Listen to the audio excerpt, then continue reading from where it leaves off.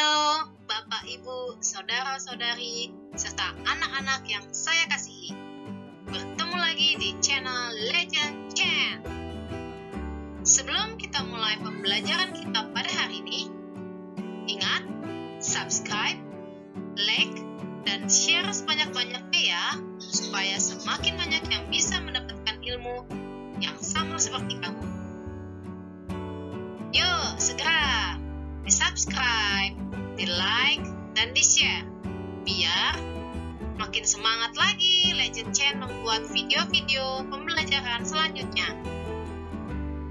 Nah, sekarang siapkan terlebih dahulu buku dan alat tulis kalian, supaya ketika ada yang penting bisa langsung dicatat. Video kali ini kita akan belajar tentang pengembangbiakan tumbuhan secara generatif bagian yang kedua. Bagian yang pertama dapat ditonton di video sebelumnya. Silahkan ditonton terlebih dahulu bagian yang pertama, supaya bisa memahami penjelasan di bagian yang kedua ini.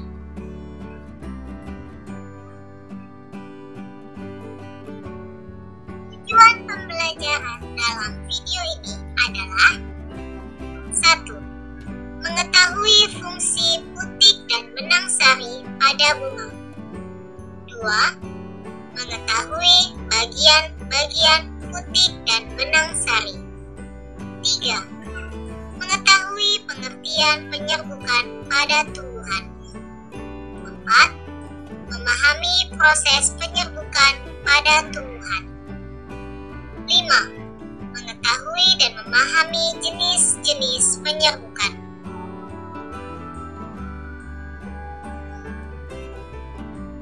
Pada video bagian yang pertama, kita sudah belajar tentang jenis-jenis bunga. Ada bunga sempurna dan ada bunga tidak sempurna. Ayo, siapa yang masih ingat apa itu bunga sempurna?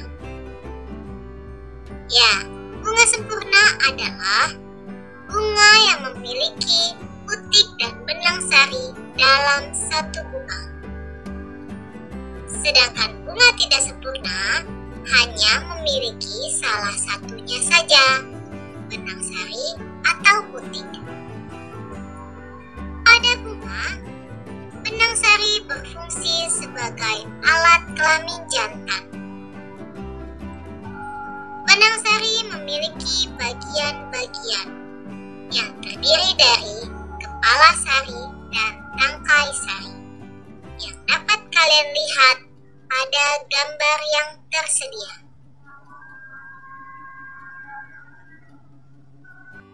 Alat kelamin betina pada bunga disebut putik. Kalian bisa melihat gambar yang tersedia.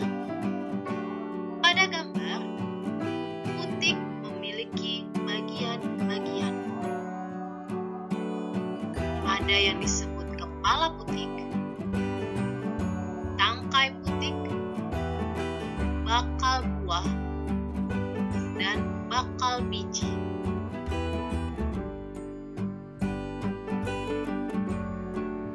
Yang mengalami perkembangbiakan secara generatif, salah satu cirinya adalah memiliki bunga, karena bunga merupakan alat tempat terjadinya penyerbukan. Bagaimana terjadinya perkembangbiakan pada tumbuhan? Ya, tentu saja diawali dengan penyerbukan. Siapa yang tahu apa itu penyerbukan? Mari kita lihat. Penyerbukan yaitu melekatnya atau jatuhnya serbuk sari di atas kepala putik.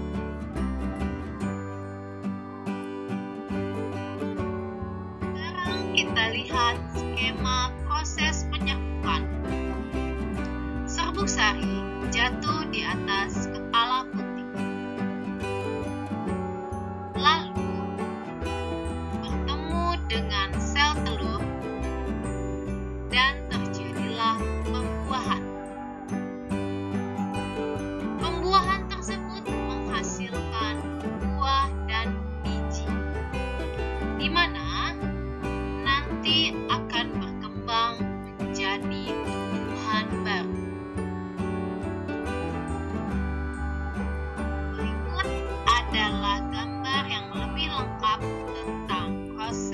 penyerbukan.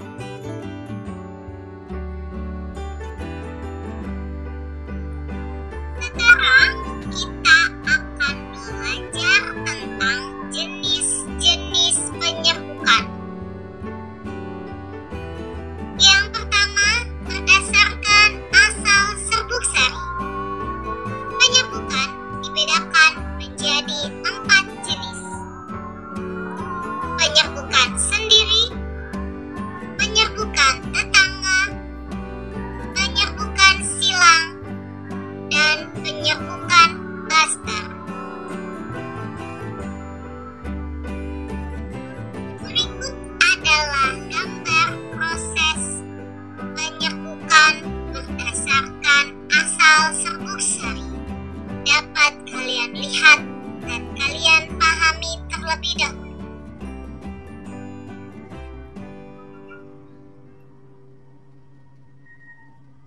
Setelah kalian lihat dan kalian pahami gambar dan penjelasan sebelumnya, mari kita lebih dalam lagi belajar tentang penyerbukan. Proses penyerbukan sendiri. Penyerbukan sendiri terjadi ketika serbuk sari jatuh di atas kepala putik dalam satu bunga.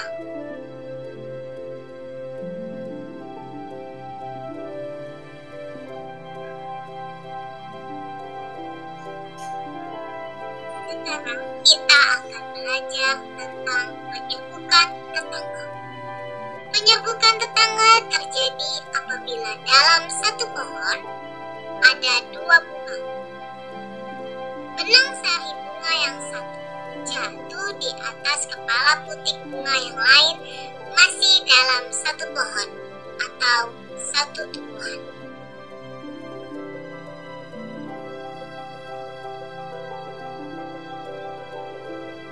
Penyerbukan silang adalah penyerbukan yang terjadi saat ada 2 pohon yang sejenis memiliki bunga.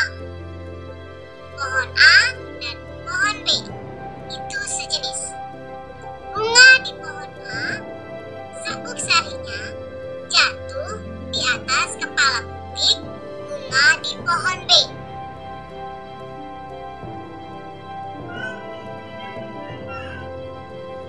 Penyerbukan baster terjadi apabila ada 2 pohon. Kita sebut yang satu pohon A, yang satu pohon B, di mana pohon tersebut tidak sejenis, tetapi masih dalam satu keluarga. Contohnya, pohon A, anggrek bulan, pohon B, anggrek hitam. Beda jenis tetapi masih satu keluarga anggrek. Pohon A, serbuk sarinya jatuh di atas kepala putik pohon B.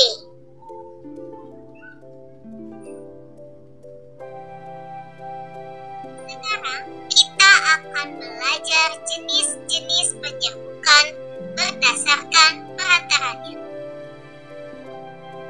Yang pertama, penyerbukan yang dibantu oleh angin, disebut juga anemogami. Ciri-ciri tanaman yang penyerbukannya dibantu oleh angin adalah bunga berukuran kecil, tangkai bunga mudah bergoyang, jumlah bunga banyak dan ringan, tidak memiliki nektar.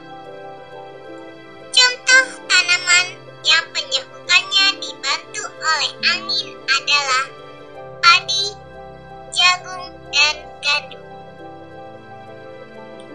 Yang kedua,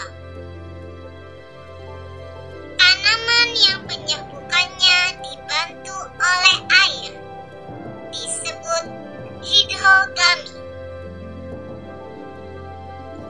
Tumbuhan yang penyerbukannya dibantu oleh air tidak memiliki ciri khusus. Selanjutnya, serbuk sari terbawa oleh air hujan dan mendekati atau jatuh ke atas kepala putik. Contoh tanaman yang penyerbukannya dibantu oleh air adalah hidrilla dan ganggang. Yang ketiga, tumbuhan yang penyerbukannya dibantu oleh manusia disebut juga antropogami. Ciri tumbuhan ini adalah bunga berumah dua, yaitu tumbuhan yang putik dan benang sari berada pada tanaman yang berbeda, atau dalam satu tanaman hanya dijumpai bunga jantan atau betina saja.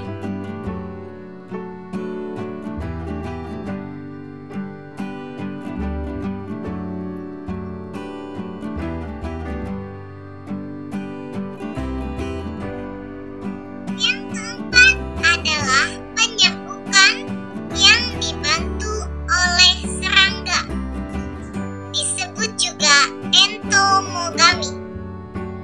Serangga ini biasanya lebah dan kupu-kupu. Ciri tanaman yang mengalami penyerbukan ini adalah memiliki warna yang mencolok, sehingga menarik perhatian serangga untuk datang. Lalu, serbuk sari lengket pada kaki serangga tersebut.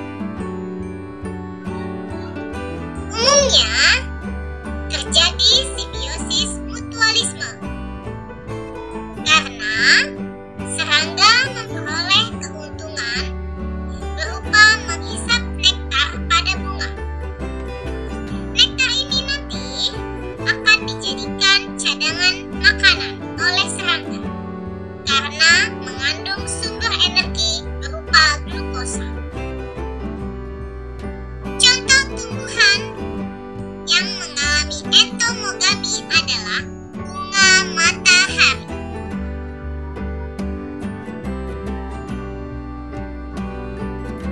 Yang kelima, penyerbukan dengan bantuan burung yang disebut ornitogami. Ciri tumbuhan yang mengalami penyerbukan ini adalah bunga berukuran besar, warna merah cerah, tidak menghasilkan bau.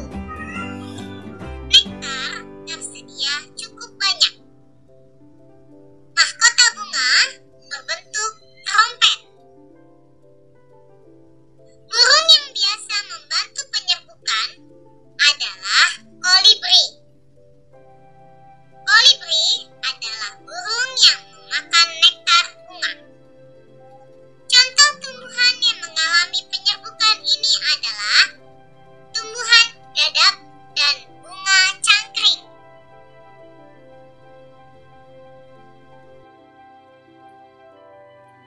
Yang keenam, penyerbukan dengan bantuan kelelawar atau disebut juga kirepterogami. Ciri tumbuhan yang mengalami penyerbukan ini adalah bunga memiliki nektar, warna menarik, bunga menghasilkan bau, dan mekar saat malam hari. Contoh tumbuhan yang mengalami penyerbukan ini adalah kaktus. Sekian video pembelajaran tentang perkembangbiakan tumbuhan secara generatif. Terima kasih sudah menonton hingga selesai sesi pertama dan sesi kedua. Ingat, like, share, dan subscribe supaya lebih semangat lagi dalam membuat video-video pembelajaran selanjutnya.